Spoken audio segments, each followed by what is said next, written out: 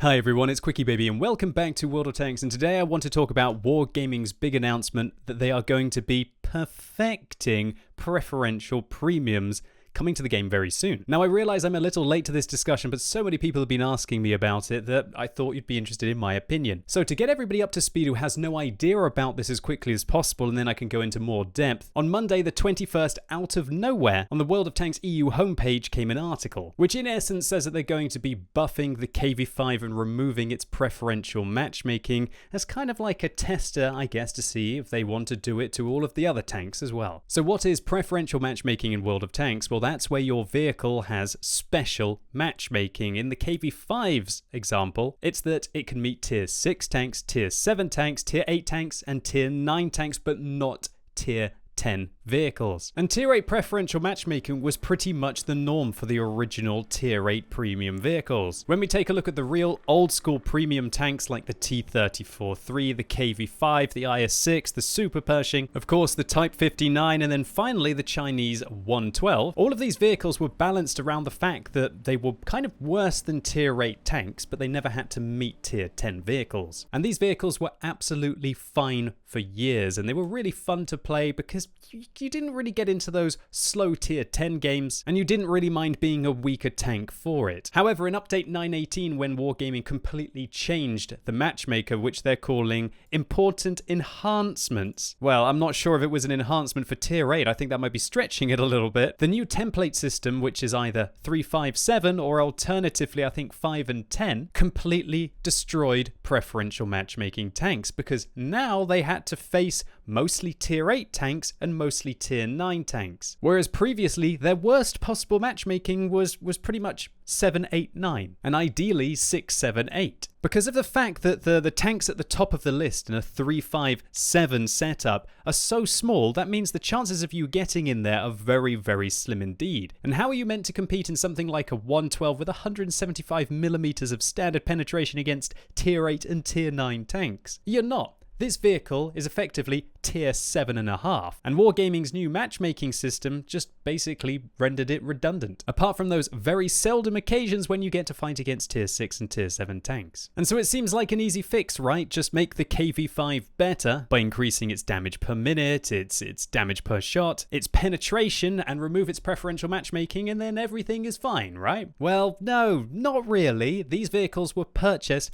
because they have preferential matchmaking. Quite a few players don't feel comfortable having to engage vehicles that are 2 tiers higher than them, and so that's probably why the majority of people have purchased these tanks. In turn, quite rightly, a lot of the community are really unhappy with the fact that Wargaming are changing something that was completely fine for many years until they made arguably unnecessary changes to the matchmaking system, at least with regards to the template, which affected the enjoyment of their financial investment. But don't worry, Wargaming are going to compensate you if you don't like the changes. And that is that if you don't like the vehicle after it's changed, you can exchange it for another more suitable vehicle, oh dear, with a small surcharge in gold. And this was the part that triggered a lot of people. In fact, there is a 75-page thread about just complete rage at what Wargaming are doing. Now, I understand Wargaming's theory here. When the KV5 was originally released, it was probably one of the best bangs for your buck in World of Tanks. It was 7,500 gold for a tier 8 premium that could make really good credits, and it would even make decent credits if you kind of failed horribly and didn't do any damage. And so Wargaming's idea behind this is that as the KV5 originally cost 7,500 gold and the T-34 is 10,000 gold,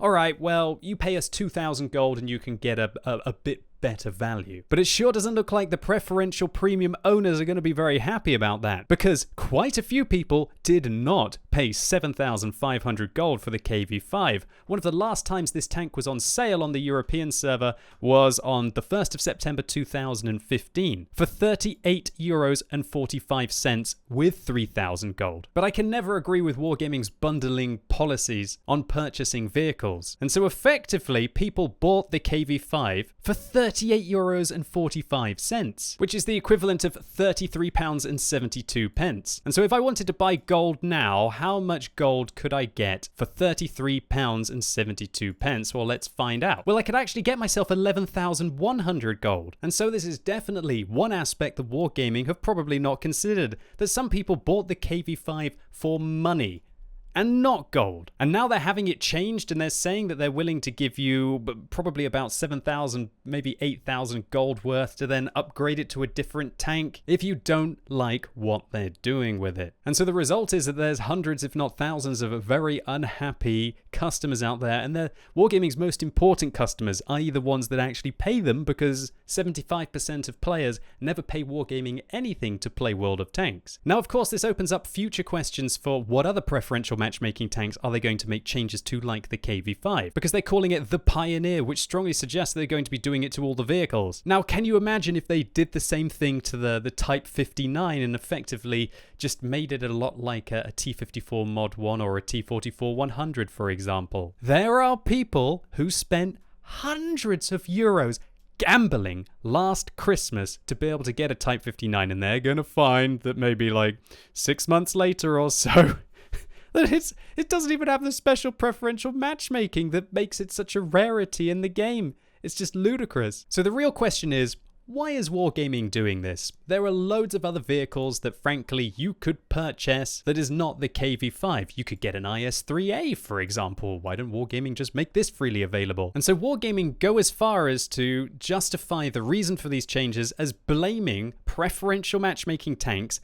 on problems with the matchmaker. Apparently, the new matchmaker struggles with these machines, and it takes more time and computations for the tool to balance them properly, which extends queuing time. And then what happens next is the matchmaker starts grabbing an excessive number of tier 9 tanks to fill them up on team rosters for preferential premiums. So they become a deficit when it comes to forming for tier 10 tanks. And so then apparently the matchmaker then looks for something to fill the gaps in tier 10, and then hello, the tier 8s, come here little fellas. And so ladies and gents, apparently that is what's causing the problems with tier 8 and tier 10. It's got to be those tier 8 preferential matchmaking tanks that you're all playing. It's got absolutely nothing to do with the fact that the 357 system effectively means that there can only be 20% of players playing at the top at tier 10, and the fact that Wargaming give you so many personal reserves now that anybody can get to tier 10, and with credit boosters or just having a tier 8 premium tank, anyone can afford to just keep playing there. And that it looks like their attempts to try and remove tier 10 tanks from the matchmaker with grand battles are kind of failing. Nothing to do with any of that. It's got to be those tier 8 premiums. I think that what might have triggered a lot of people about this article is just the way that Wargaming are trying to persuade us into agreeing with this. The way that they're calling it perfecting preferential premiums. Why not just call it preferential premium changes? The fact that if you look at the use of vocabulary in here, like, hello tier 8s, come here little fellas, they're not really explaining why they're doing it. They're trying to just push it upon you and make it funny. And while I personally don't agree with their claims that preferential matchmaking tanks are the reason why 357 is struggling, why not just loosen it to 555 to make sure that there are more tier 10 tanks in the matchmaker that are being put into those games? There are so many other ways of doing it. It just feels like Wargaming are trying to use these as a scapegoat to justify making the changes, and then frankly just nickel and diming their key audience, i.e. the actual paying audience, into Wargaming's idea of a refund, which is that you pay them more gold because they made changes to the game that screwed up your experience of something that you invested real money into. My opinion of preferential matchmaking tanks is they're actually premium vehicles done well at tier 8. i.e. they're weaker than their standard counterparts. And so you feel like if you haven't paid money and you've sweated and you've grinded and used your skill to go and get your IS-3, that you kind of deserve to have a little bit of an advantage against a KV-5. But if that KV-5 plays exceptionally well and knows your weak points on the IS-3 or manages to get your side or just ram you, then he can still win the engagement. But there's no doubt the IS-3 has an advantage. And I personally think that's what premium tanks should be. They should be like their tier 8 counterparts in either a exactly the same or slightly weaker. And by being slightly weaker, it's actually good for the lower tiered vehicles. If I'm in a tier 6 tank, I would far rather play against something like a KV5 than a Defender, right? For years, I've personally thought that preferential matchmaking tanks are actually really good for the game, because obviously players are going to play them a lot, and they're very likely to have exceptionally skilled crews in those tanks. And those two things usually lead to a vehicle actually performing exceptionally on the battlefield, and so it's kind of good that these tanks had worse statistics. And so personally, I'll be really sad to see the changes, and I think that it's going to make playing tier 6 and tier 7 even harder when all of those extra heavies and medium tanks on the enemy team have been buffed significantly recently. And call me a cynic here, but I probably would have respected this article a little bit more if Wargaming had not tried to create tier 8 premiums as some kind of scapegoat, but actually just said that, you know what, we want to make the vehicles better, we want to start selling them again, and we want to charge 10 to 12,000 gold for the KV5. And it's a real kick in the teeth for the collectors of World of Tanks who have been supporting Wargaming for up to 7 years now, because your vehicles are going to probably lose the key reason why you purchased them because of arguably unnecessary changes to the matchmaking system, and I expect it'll be freely available in the Wargaming shop soon with a 10 or 12,000 gold price tag after it's been buffed, and so it's not going to be rare anymore. And I guess it's for these reasons why there's been such an outrage on the forums, but I'm really interested to hear what you all think. Do you genuinely think that the preferential matchmaking tanks are the reasons why the tier 8 matchmaking is so awful in the game right now? Are you a player who's actually really happy about these changes, and you're a KV5 owner who's maybe not driven it for a very long time and you can't wait to take it out on the battlefield with its enhancements? Or are you a KV5 driver who bought this vehicle specifically for the preferential matchmaking and are furious that Wargaming are now going to force you to play against tier 10 tanks who will more than easily butter the front of this vehicle, especially with premium rounds? Anyway, ladies and gents, that's my video for today. Hope you enjoyed it. If you did, please give it a thumbs up, but if you hated it, give it a thumbs down. And as always, thank you so much for watching. You've been epic, and hopefully I'll see you soon.